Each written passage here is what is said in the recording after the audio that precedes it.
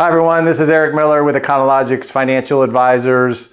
As we approach the end of the year, as we get into the holiday season, I wanted to take some time to reflect not only on the successes that you've had, but some of the successes that we've had, primarily because of the successes that you've had.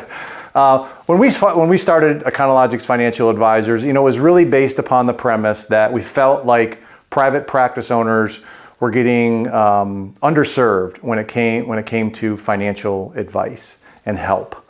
And we're really advocates for private practice owners so that they can have more success and more financial freedom for themselves. And we knew that we wanted to help owners increase the value of their businesses because we knew that was your biggest investment.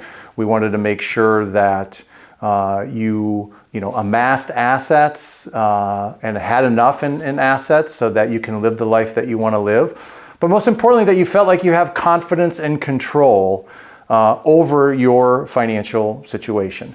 So as I reflect, right now we have over 300 active clients. A majority of them are private practice owners. We've helped over 40 practice owners, assist them to make good decisions about selling their business. And 40 of them have sold right now for a combined aggregate of over $230 million.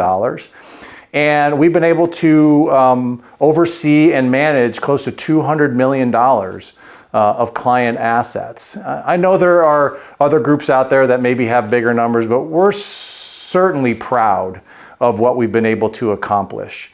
And we're going to continue to do what we're doing in this space because I know that healthcare owners want to focus on treating their patients, but you also need some help to make sure that it becomes, that you see the same kind of financial success that you're getting with your patients. So that's what's important to us, to see that you succeed. And one last thing that I forgot that we've accomplished this year is that I wrote a book, How to Become a Financial Beast.